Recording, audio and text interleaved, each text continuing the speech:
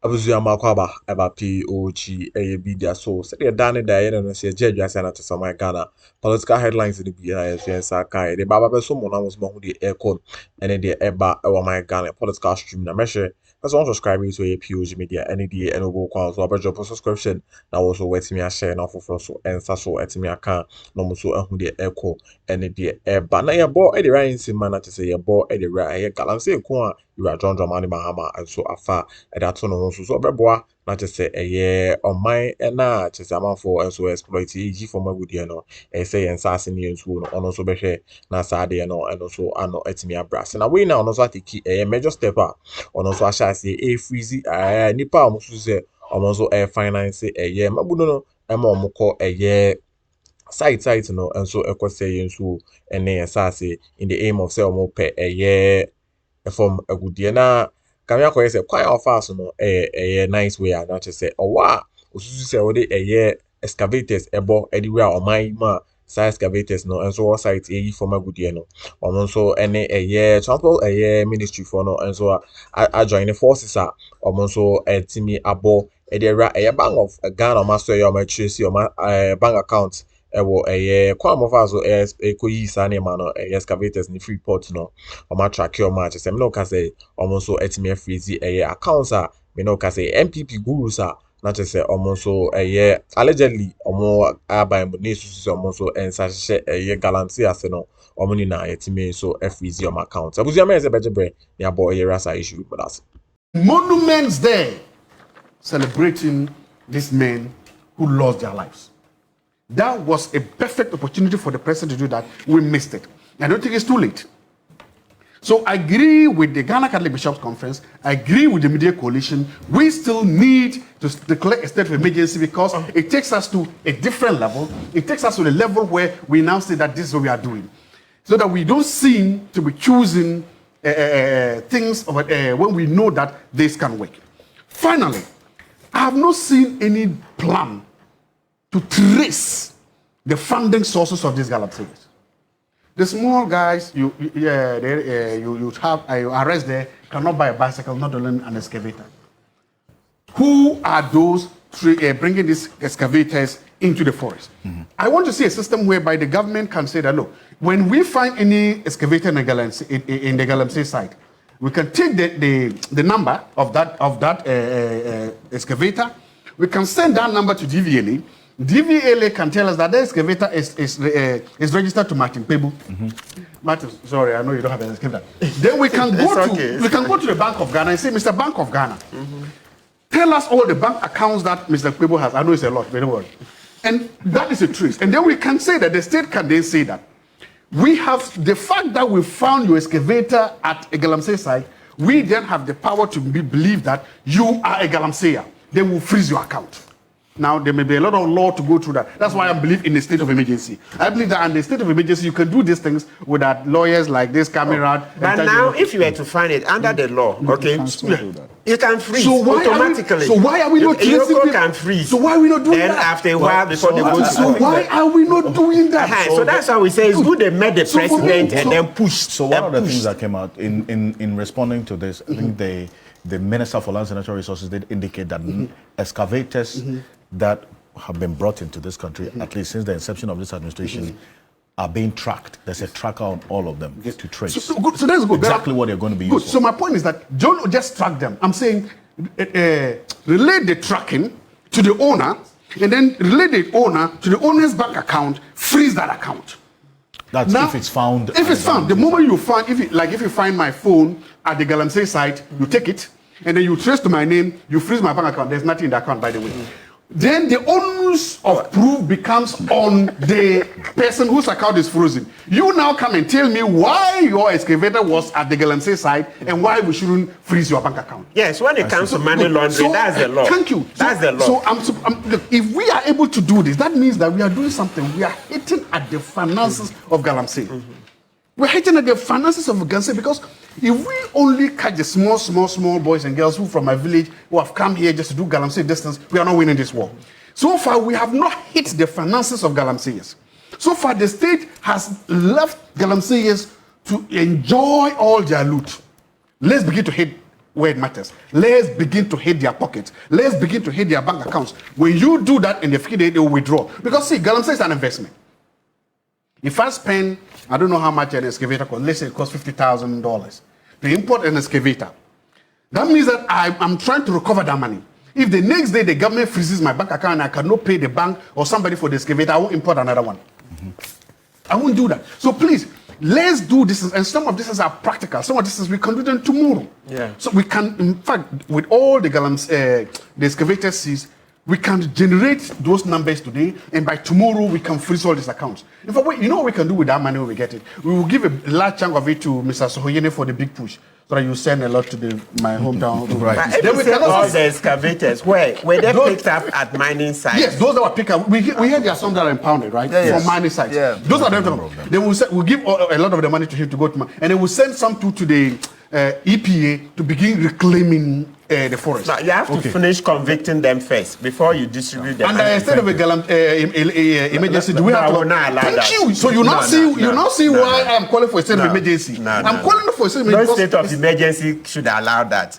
I wanted to allow that. So I'm calling for because there's a constitutional protection, Article 20, your property. Okay, and 18. So they're the same. The lawyers. I'm believing that. Oh, let me hear that. Yes, I'm believing that. My point is, state of emergency will let us hit their finances.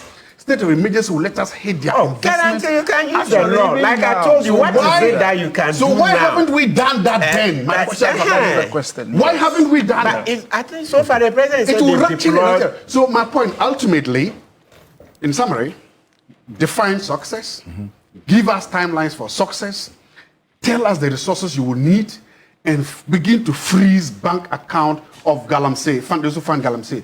If we do this, we will see that the tide will begin to change. Anything other than that, we are losing the war. Well, and you talk about the financiers, Alhaji Sohoyene, that was one of the major promises of this administration, correct? That you're going to not only arrest the people in the pit, but also deal with the financiers of illegal mining, Galamsey. How far has this administration gone with that? Alfred, first of all, I think that there's a need for us all to fairly commend the organizers of yesterday's event. It was very well put together. The outlook was different from the talk shops that we have had in the past, where money sometimes, got expended for nothing. I mean, I recall back in the day where we went to regions, and to traditional authorities, organized big seminars and events that cost so much money. You recall that I even, at a point, shared some of the, amounts that were spent in organizing fora on Galamsey and how to deal with it. I remember at one point, about 1.8 million Ghana cedis was spent on one event, and we had these events across the regions. In the end, I mean, we didn't get anything. But yesterday's event was simple. It was simple. I mean, and it was not, outside. It was not at like a hotel where you had to, or the conference center where you had. It was simple to the extent that it was for me like a classroom. And then you had the president like the classroom teacher, and saying, look, we have this topic to discuss. It wasn't like a lecture. It was like, the kind of lecturer who comes to the classroom and says, we are going to discuss this topic. That was the outlook I saw, and I thought that it was beautiful. It gave, the opportunity for everybody to freely express themselves when they were called. Not everybody had the time, though, because of, the time limitation that we had. But I think that the organizers really, really did a good job by the way it was put together. It brought all the different shades and different thoughts, together.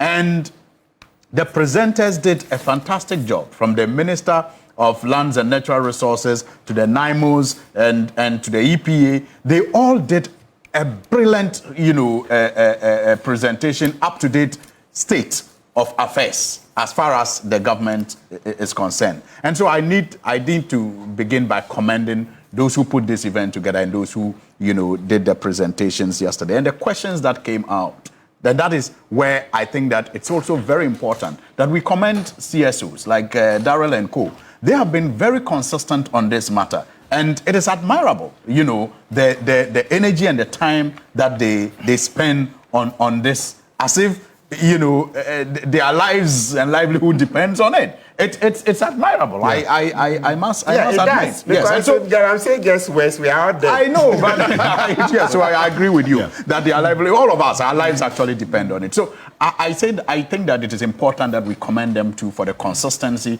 And His Excellency the President, I am sure, was very grateful, and he remains grateful. I think yesterday, even after the event, if you go and read the post that he shared on his social media handles, he is asking for the pressure to be mounted on him. He says, keep me on my toes. I want us all to succeed. So as I commend them, I will reiterate the president's words that you must not, give up. You must not relent in your efforts as members of CSO, determined to support government and to put government on its toes to achieve the results that will save all of us, that will save even the generations that are yet to be born. But you see, in this conversation and in this fight, we must guard against,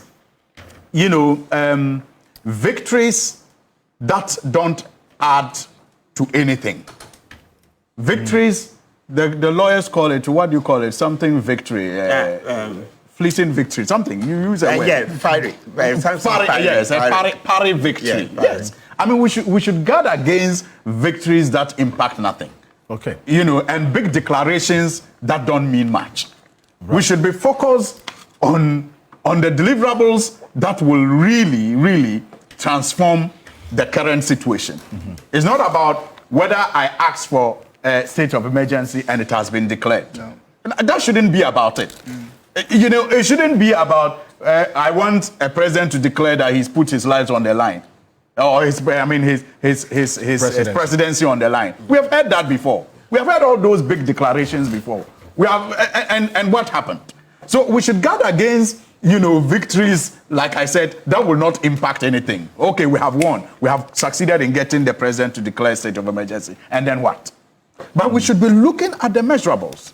We should be looking at the commitment to getting results that are. Like you made the American celebrate like my son subscribe to a POG political media so NPP so a subscription now I share off for so answer so it's me account so who the echo and the but na come for yes afina yes issue we almost so it's me take your tanda almost be na just say yes accounts no almost so it's me freeze na obi a ono say likely so ono so betimi freeze the assets Wontümi just say contamin na ono so done or any other political individuals are now almost so bon galamsey mu NPP aban so measure say beto aso na 187 indeed meaningful to all of us. Look, yesterday when I was listening to it, a number of things came up. We all know that some of the problems we have had in the fight are largely legal. So the Attorney General was on standby to tell us some of the challenges and also some of the approach that he is adopting with the government to deal with those challenges. So, for example, the challenge of detention and the 48-hour problem. He says that is a problem. This is how we are dealing with it. And that's not a promise. That's actually, part of the process of addressing the issue. It's not a promise. And so it shouldn't frustrate you. It should perhaps let you want to follow through and see how is he really resolving this problem. Then the issue of tribunals that he promised, that we are going to, that one is a promise. But he has also given an indication of how much work has been done so far. I think we should get closer and see how much work has been done so far and how much work is left to be done for the tribunals to really see the light of day. Because he says, I am working on the tribunals to ensure that we fast track some of the trials involving, people engaged in galamsey. Then the legal reviews that were required. He also talked about it and he agrees. And that's, again, something that must, encourage all of us. it is not as if the government disagrees that there should be a legislative review. The government agrees and assures that when Parliament resumes, LI 2462 will definitely be repealed. And in its place will be a new law. And he says, and we all know that in this country, it is the Attorney General and the Minister of Justice that monitors, the passage of these LIs and acts, and also monitors the numbering. So he says, look, we are working, and when they start working LIs, when they start working on LIs at the AG office, they assign numbers to it. Even acts, they assign to it. But it is after the process. If that number is still going to be maintained, it is maintained. Sometimes it gets changed because some other legislations would have gotten passed before it. But it tells you the commitment that, look, we are going to pass it. We have drafted it. We are waiting for Parliament to come. And when Parliament resumes, we'll lay it. And after 21 days, it becomes law. And so let us wait when Parliament returns, and then it is not laid for the days to start counting. Then the president's invitation for you to put pressure on him is reactivated. Yeah. So I saw that again there is that commitment to prosecute, because the Attorney General told you how it was at first difficult to get information on Akonta mines, and now the docket available, and his determination to ensure that by Monday he files charges against the kingpin. And here we are talking about the kingpins again. That is also living the promise of ensuring that we do not just focus on the people on the pits, but those who are funding and financing it. That's a big. To tell you that we are going to begin prosecution of a company like Akonta Mining by Monday is no longer a promise of dealing with the kingpins. It's an initiation of the promise of dealing with the kingpins. And it has to be seen in that light.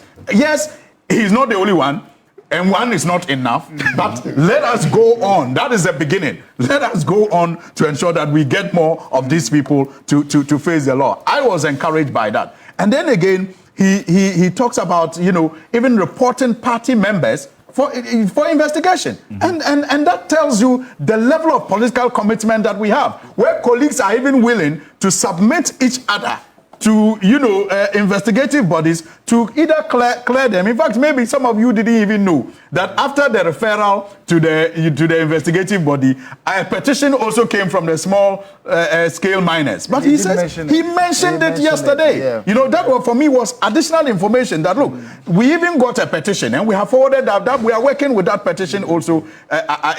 Even though our colleagues are involved, we are not going to sweep this under the carpet. So that legal a framework in the fight was properly handled by the Attorney General. And I think that any fair-minded person should see the political commitment and the will and the desire to ensure that some of the bottlenecks when it comes to the legal issues are dealt with. Yes, we are 9 months in office. We will not be able to do all the things that have to be done in that field. But they say in Dagbani that forgive my use of the term.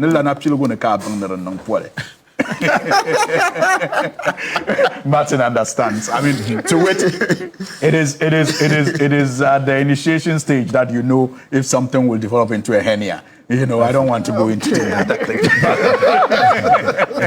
but you see, so it is or as it is often said, that it is from the look of the chicken that you know that it will go into a cock or something. But that for me is something that we should not gloss over. Then the security concern also. So the legal aspect is there. Then you also have the security aspect. And NIMOS actually has given us, reason to believe that this time around the fight will be more deadly, even without the declaration of a state of emergency. They have given us that indication. And apart from that indication, which you can term a promise, they have also given us evidence of their determination by how they have so far recovered about 7 forest reserves, right? Or nine forest reserves. They were taken, then they went back. So 11 attempts. They have taken 9 forest reserves back. That should tell you. That's progress. If before 9 months ago, we could not enter 9 forest reserves in this country. That's dangerous. I mean, that's just like, you know, a rebel group taking over a section of this country. And so to tell you that within 9 months we have recovered these forests is not a promise. It is actually action driven. I mean, it is results driven by action.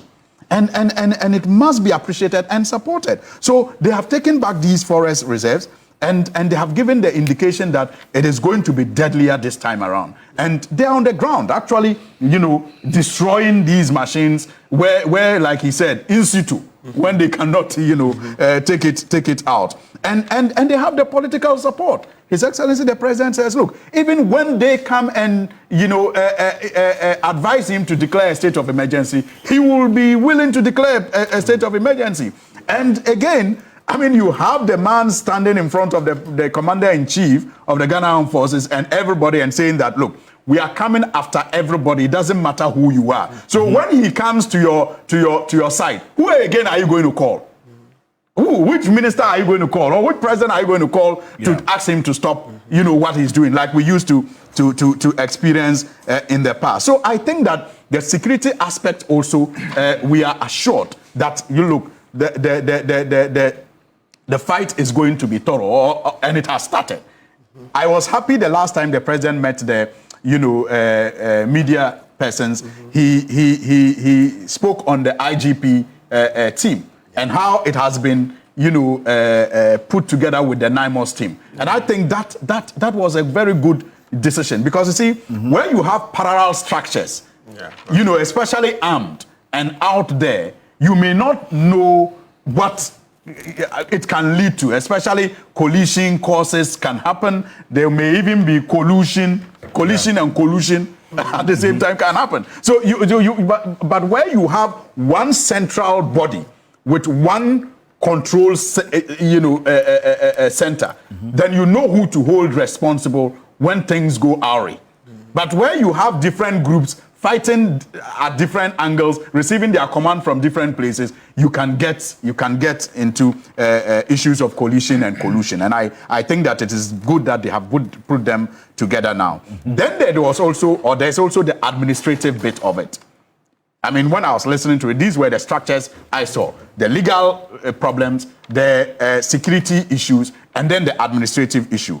And the administrative issue relates to the importation of excavators and how they are cleared, how they are tracked.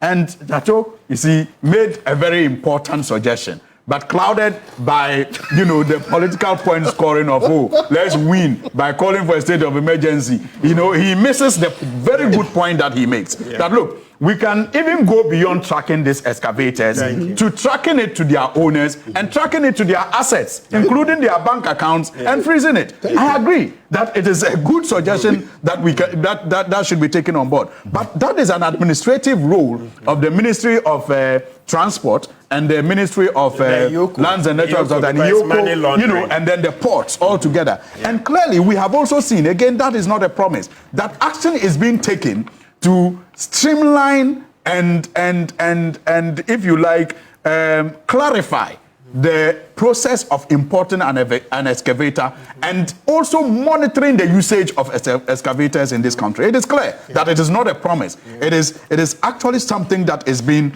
carried out today. And these excavators are not just going to be licensed, they are going to also be geofence, as we are told. And in some cases, some of them have already been geofenced. They have been tracked and they are put out there and they have been monitored. You know, so it is not a promise, it's actually something that is also on the ground. The blue water guards are people that are on the ground, also serving their purpose. Yes, they are just at about 1,000, and we need more of them to be trained to ensure that they provide the services that they are providing. The licensing regime. I mean, we know that currently there is no license for anybody to mine in a forest reserve. That is an improvement. And the system is being monitored to ensure that nobody, you know, grants a lease on the blind side of any authority to anybody to mine in any forest reserve in this country. In fact, even at the Minerals Commission, I don't know how many licenses have been issued since we came into office. Because it's become so tight that it is not like before where you could have like 200 and more being issued in 1 year. It's not like that anymore. I see. So that is progress that is being made that needs to be commended. And it is not for nothing that we have the turbidity levels of our water improving. Yes, the quality. We can't come to that conclusion as yet. Some have improved. The presentation yesterday, the data showed. Yesterday, we had serious issues with the data presented on the quality of water. No. You see, I'm not talking about quality of water. That's the point I was going to make. Exactly. That's the point I was going to make. But that was going to be my second point. That look, it is nobody said this was going to be an event. So come home na ebo Eliraj Medium te POG Media the about the Ghana authentic political headlines are a POG Media so and also sabeti me aka no hu the echo and the urban na ewo my Ghana political stream na make sure subscribe to POG Media and the you can also drop a subscription now share no first to answer so etimi aka na mo so hu the echo betimi so slide into the comment section or now also wetimi edin come on na POG Media remember na yensu ya baba member homo e be that say so jebre na ka POG on ye best share